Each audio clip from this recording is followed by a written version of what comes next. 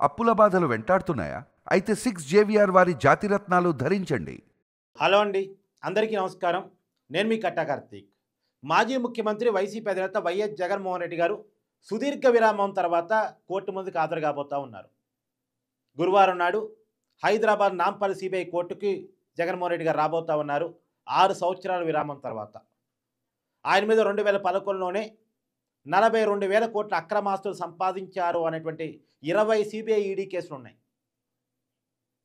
దాదాపు 40,000 కోట్లకు పైగా అక్రమాస్తులు సంపాదించారు రాజశేఖర రెడ్డి గారి ప్రభుత్వాన్ని అడ్డం పెట్టుకొని, అంటే తండ్రి అధికారాన్ని అడ్డం పెట్టుకొని అనేది ఆయన మీద ఉన్నటువంటి అభియోగం. ఆ కేసుల్లో ఆయన రిమాండ్ ఖైదీగా జైలుకి వెళ్ళారు. కండిషనల్ బెయిల్ మీద బయటకు వచ్చారు. ఆయన కండిషనల్ బెయిల్ మీద బయటకు వచ్చి కూడా 13 సంవత్సరాలుగా వస్తూ ఉంది. ఇన్ని సంవత్సరాలుగా బెయిల్ మీద బయట ఉన్న వ్యక్తి ఈ దేశంలో జగన్మోహన్ రెడ్డి గారే కావచ్చేమో. మరి వ్యవస్థలకే పెద్ద ఛాలెంజ్గా జగన్మోహన్ రెడ్డి గారి కేసులు తయారయ్యాయి. ఆయన మీద కేసులు 2011 అంటే ఇప్పుడు మనం 2025లో ఉన్నాం. 26 కూడా రాబోతూ ఉంది. అంటే ఒక 15 సంవత్సరాలు కావస్తూ ఉంది జగన్మోహన్ రెడ్డి గారి మీద కేసులు నమోదాయి. కానీ ఆ కేసులు ఇంతవరకు తేలలేదు.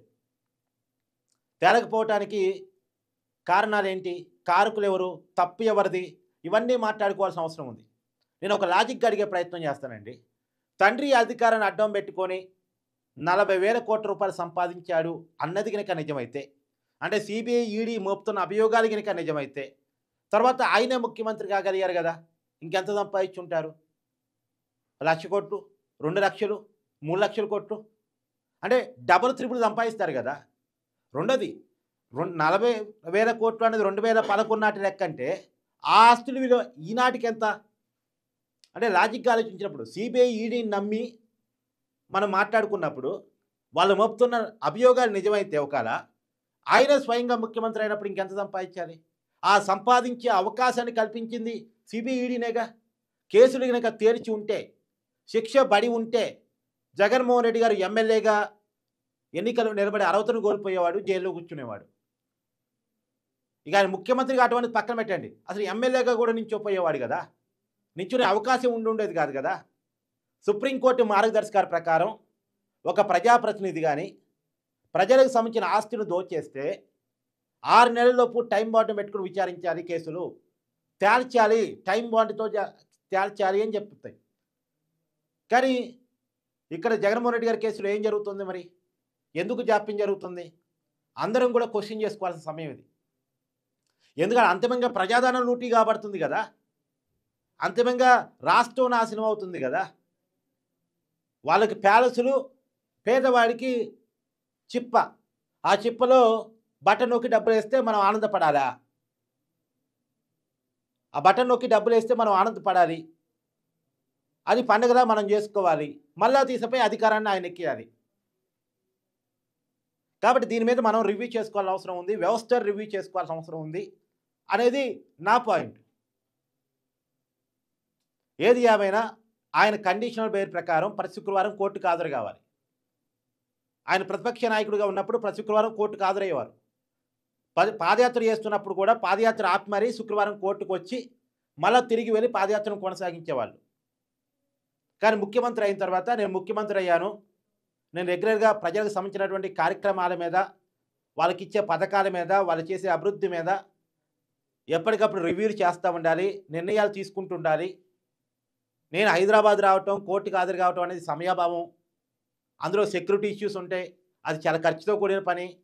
కాబట్టి నాకు వ్యక్తిగత హాజరు నుంచి మినహాయించండి అని తెలంగాణ హైకోర్టులో పిటిషన్ దాఖలు చేసుకున్నారు జగన్మోహన్ రెడ్డి గారు ముఖ్యమంత్రి అయిన తర్వాత, 2019లో ముఖ్యమంత్రి అయిన తర్వాత. సరే, నిజంగా నా ముఖ్యమంత్రిగా ఉన్నారు కాబట్టి కోర్టు మినహాయింపు ఇచ్చింది. ఆయన ముఖ్యమంత్రి పదవి పోయి కూడా 16 నెలలు అవుతుంది. కానీ ఆయనకి ఇచ్చిన మినహాయింపు తీసేయలేదు, ఆ మినహాయింపు కొనసాగుతూనే ఉంది. కారణం ఏంటంటే సిబిఐ ఆ మినహాయింపు తీసేయమని అడగకపోవటం. సిబిఐ కనుక కోర్టులో పోరాటం చేస్తే ఆ మినహాయింపు పక్కెళ్ళిపోయిద్దాం. అయితే ఇప్పుడు కోర్టుకి ఎందుకు వస్తున్నారంటే, ఈ మధ్యకాలంలో ఆయన యూరోప్ వెళ్ళటానికి కోర్టును అప్రోచ్ అయ్యారు. జగన్మోహన్ రెడ్డి గారు ఎక్కడ విదేశాలకు వెళ్ళాలన్నా సరే, ఎక్కడికి వెళుతున్నారు, ఎందుకు వెళుతున్నారు, ఎలా వెళుతున్నారు అనేది మొత్తం కూడా కోర్టు పర్మిషన్తోనే వెళ్ళాలి. ఆయన కండిషనల్ బెయిల్ మీద బయట ఉన్నారు కాబట్టి ఆ కండిషన్స్లో భాగంగా కోర్టు పర్మిషన్తోనే విదేశాలకు ఆయన వెళ్ళాలి. ఆయన కోర్టును పర్మిషన్ అడిగారు యూరోప్ వెళ్ళటానికి. ఆ సమయంలో మీకు సంబంధించిన ఇన్ఫర్మేషన్ మొత్తం కూడా సిబిఐకి ఇచ్చి వెళ్ళండి అని చెప్పింది కోర్టు. సిబిఐకి జగన్మోహన్ రెడ్డి గారు ఇన్ఫర్మేషన్ ఇచ్చి వెళ్ళిపోయారు. జగన్మోహన్ రెడ్డి గారు విదేశాలకు వెళ్ళిన తర్వాత సిబిఐ ఇక్కడ ఆయన ఇచ్చిన ఇన్ఫర్మేషన్ క్రాస్ చెక్ చేసుకుంటే మొబైల్ నెంబర్ తప్పుగా ఇచ్చి వెళ్ళారు అన్నది సిబిఐ కనిపెట్టింది.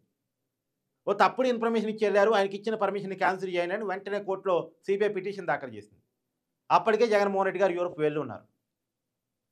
ఎప్పుడైతే సిబిఐ కోర్టులో పిటిషన్ దాఖలు చేసిందో మన కోర్టు వెనక్కి రావాల్సిందే, ఆయనకి ఇచ్చిన పర్మిషన్ కనుక క్యాన్సిల్ చేస్తే కనుక, ఒకవేళ అలా చెప్పేసి క్యాన్సిల్ చేస్తే కనుక జగన్మోహన్ రెడ్డి గారి పరువు తక్కువ పని, రాజకీయంగా ఇబ్బంది. కాబట్టి ఏం చేశాడు, వెంటనే అనుకున్న షెడ్యూల్ కంటే ముందే బయలుదేరి వెనక్కి వచ్చేసారు.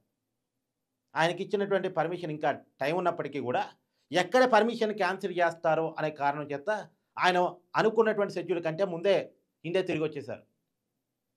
ఎందుకు ఈ పరిస్థితి? అయితే పర్మిషన్ ఇచ్చేటప్పుడే కోర్టు చెప్పింది, మీరు వెళ్ళొచ్చిన తర్వాత కోర్టుకు రండి అని చెప్పేసి. మళ్ళా ఇండియా వచ్చిన తర్వాత నేను రాలేను, కావాలంటే జూమ్లో వీడియో కాన్ఫరెన్స్లో హాజరవుతాను, లేదు అంటే నా వకాలతగా నా అడ్వకేట్ వస్తారు, పర్మిషన్ ఉన్నాడని అడిగారు. కానీ పర్మిషన్ ఇవ్వద్దని సిబిఐ చెప్పింది. సిబిఐ వాదనలకే మొగ్గు చూపే అవకాశం ఉందనుకున్నటువంటి జగన్మోహన్ రెడ్డి గారు తను దాఖలు చేసినటువంటి మెమోని వెనక్కి తీసుకొని నాకు 21 వరకు సమయం ఉన్నా అడిగారు. మామూలుగా 14వ తారీఖు లోపే కోర్టుకి హాజరు కావాలి, సమయం అడిగారు. ఆ సమయం కోర్టు ఇవ్వటం కారణంగా రేపు కోర్టు ముందుకి జగన్మోహన్ రెడ్డి గారు హాజరు కాబోతున్నారు. కోర్టు సమయం ఇచ్చింది కాబట్టి ఆ సమయాన్ని వాడుకున్న జగన్మోహన్ రెడ్డి గారు రేపు కోర్టు ముందుకు రాబోతున్నారు. దాదాపు 6 సంవత్సరాల తర్వాత కోర్టు ముందుకు రాబోతున్నారు. నేను అనేది ఏంటంటే, ఇకనన్నా కొంత వేగవంతం చేసి జగన్మోహన్ రెడ్డి గారి కేసును తేలిస్తే, నేను ఆయన దోషి అని తేల్చమన్నట్లే. ఆయన దోషి అయితే దోషి, నిర్దోషి అయితే నిర్దోషి. దోచేస్తే దోచేశాడని, దోచేయకపోతే దోచేయలేదని. కానీ ఏదో ఒకటి ప్రజలకు వాస్తవం తెలవాలి అనేది నా పాయింట్ ఆఫ్ వ్యూ. మీరేమనుకుంటున్నారో కూడా ఖచ్చితంగా కామెంట్ రూపంలో తెలియజేయండి. Thank you.